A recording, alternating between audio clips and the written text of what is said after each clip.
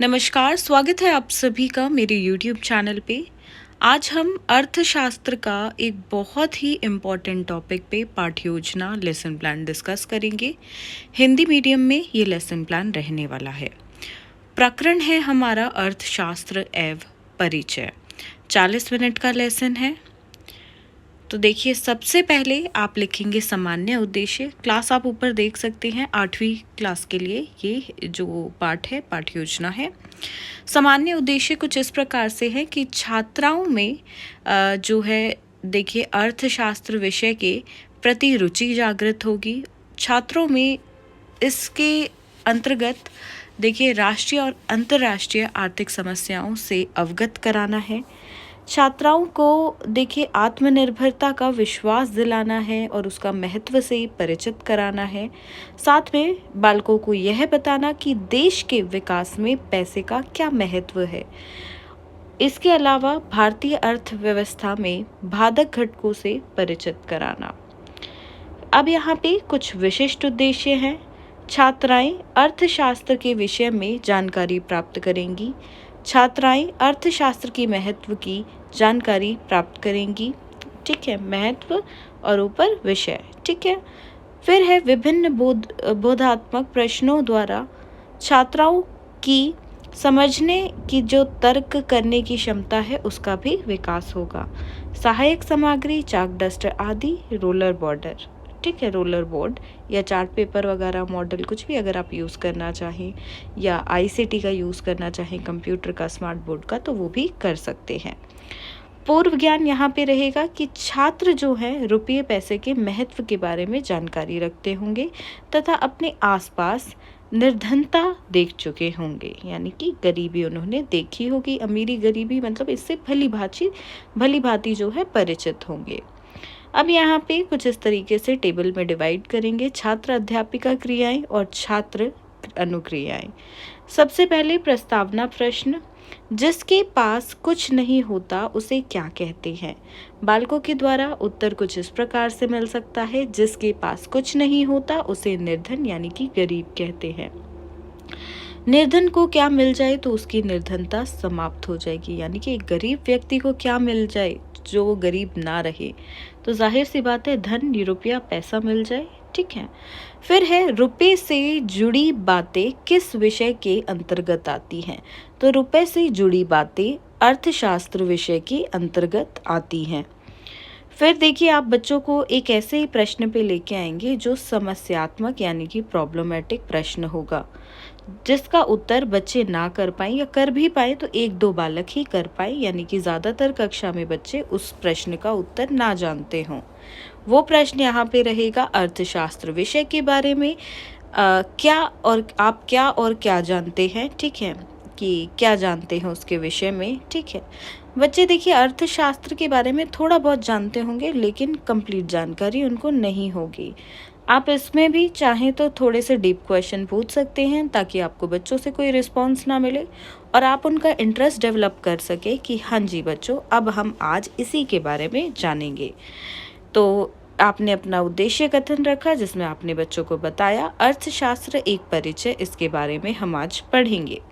अब आप अपना प्रस्तुतिकरण स्टार्ट करेंगे यहाँ पे कुछ इस प्रकार से आप कॉलम्स में डिवाइड करें और फिर स्पष्टीकरण शुरू करें। सबसे पहले आपको बताना है अर्थशास्त्र होता क्या है। ठीक है, अर्थशास्त्र सामाजिक विज्ञान की वह शाखा है जिसके अंतर्गत वस्तुओं और सेवाओं के उत्पादन, वितरण, विनिमय और उपभोग का अध्ययन किया जाता है। फिर आप अर्थशास्त्र शब्द कहाँ से मिला है, तो ये संस्कृत शब्द अर्थ और शास्त्र से मिलकर बना है, जिसका अर्थ हुआ धन का अध्ययन। ठीक है, अब बीच बीच में कुछ प्रश्न आप बच्चों से पूछते रहें, तो इस प्रकार से बीच बीच में प्रश्न पूछना बहुत आवश्यक होता है।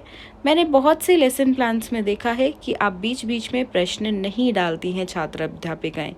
देखिए, वह एक गलत तरीका होगा। आप बच्चों से बीच बीच में प्रश्न इसलिए पूछेंगे ये देखने के लिए कि क्या बच्चे सुन रहे हैं या नहीं। ठीक है, और वो क्लास में अटेंटिव भी रहेंगे और आपको ध्यानपूर्वक सुनेंगे भी, रुचि भी लेंगे। इसके बाद आप अर्थशास्त्र की परिभाषा बताएं, उसका स्पष्टीकरण करें। परिभाषा देखिए यहाँ पे जो हमने बताई है वो है लियोनेल रॉबिन्सन के द्वारा दी गई। आप चाहें तो इसके अलावा और कोई भी डेफिनेशन लिख सकते हैं, यह एनसीईआरटी बुक के अकॉर्डिंग में है।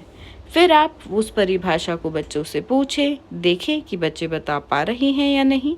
इस तरीके से 3 प्रश्न आपने पूछे। फिर आप बच्चों को अर्थशास्त्र का महत्व बताएंगे। ठीक है, इससे ऊपर देखिए एक प्रश्न पूछा है कि क्या आपको महत्व पता है। बच्चे जाहिर सी बात है अभी पढ़ा नहीं तो नहीं बता पाएंगे। और फिर आप बच्चों को बोले चलो मैं आपको आज अर्थशास्त्र का महत्व बताती हूँ।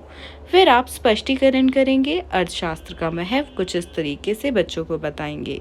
इस वक्त बच्चे आपको ध्यानपूर्वक सुनेंगे, प्लस वो अपनी कॉपी में भी कुछ ना कुछ लिखते रहेंगे, जो आप यहाँ पे कुछ इस तरीके से बोर्ड पे लिखेंगे वही सब। फिर आप बच्चों से फिर से प्रश्न पूछे कि महत्व क्या है, महत्व कुछ आप बताइए, किस प्रकार से हमने पढ़े सैद्धांतिक और व्यवहारिक महत्व। ठीक है, फिर यहाँ पे देखिए लेखन एवं निरीक्षण कार्य है, छात्र अध्यापिका क्रिया, फिर छात्र अनुक्रिया। देखिए कक्षा में टहलकर छात्राओं के उत्तर पुस्तिका में किए जा रहे लेखन कार्य का आपको निरीक्षण भी करना है। देखिए टीचर एक ही जगह खड़ी नहीं रहती हैं, बोलती नहीं रहती हैं, वो क्लास में घूमती भी हैं, ये भी देखती हैं कि बच्चे लिख भी रहे हैं या नहीं, क्या कोई ऐसा बच्चा तो नहीं है जो क्लास में होकर भी क्लास में नहीं है। तो इसलिए बीच बीच में प्रश्नों का पूछना और बीच बीच में थोड़ा सा क्लास में राउंड लेना कि बच्चे क्या कर रहे हैं क्या नहीं, वो आवश्यक है। अब आपको देखिए पूछना है पुनरावृत्ति के प्रश्न, जो कि कुछ इस प्रकार से हैं। पहला प्रश्न, अर्थशास्त्र की परिभाषा क्या है या अर्थशास्त्र का अभिप्राय क्या है। फिर आपने पूछा अर्थशास्त्र की परिभाषा बताइए। फिर आपने पूछा अर्थशास्त्र के किन्हीं 2 सिद्धांत महत्वों को बताइए। फिर आप पूछेंगे अर्थशास्त्र के किन्हीं 5 व्यवहारिक महत्वों को बताइए। फिर आप बच्चों को गृह कार्य देंगे कुछ इस प्रकार से कि अर्थशास्त्र एक परिचय के बारे में याद करके और लिखकर लाना, अर्थशास्त्र की 2 परिभाषाओं को लिखकर लाना। पर देखिए मैं यहाँ पे आप सभी को सुझाव देना चाहूँगी, गृह कार्य आप थोड़ा सा बच्चों को लिखने वाला ना दें, कुछ ऐसा कार्य दें जो सृजनात्मक यानी कि क्रिएटिव हो। तो इस तरह का जो है आप देने की कोशिश करें होमवर्क। मैं यहाँ पे होती तो मैं गृह कार्य देती कि बच्चों आप सभी अखबार से 1 हफ्ते का टाइम लीजिए और अखबार से अर्थशास्त्र की कम से कम 10 न्यूज़, ठीक है, 10 खबरें जो हैं उनको काट कर लाइए और उनको आप चाहें तो एक पोस्टर पर या शीट पर चिपका सकते हैं। और इस प्रकार का सृजनात्मक कार्य मैं बच्चों को देती ताकि वो उन न्यूज़ को पढ़े भी और उनको पता चले आज के वक्त में क्या क्या चीज़ें, क्या अर्थव्यवस्था हमारे देश की है। और कुछ इस तरीके से ये चेक हो रखा है यहाँ पे लेसन प्लान। पाठ्य योजना में शाम पट कार्य पूरा देखिए था, ठीक है, सहायक सामग्री का प्रयोग करा गया था, छात्राएं ध्यानपूर्वक सुन रही थी। ठीक है, तो इस चीज़ का ध्यान रखें। मैं उम्मीद करती हूँ आप सभी को ये लेसन समझ आया होगा।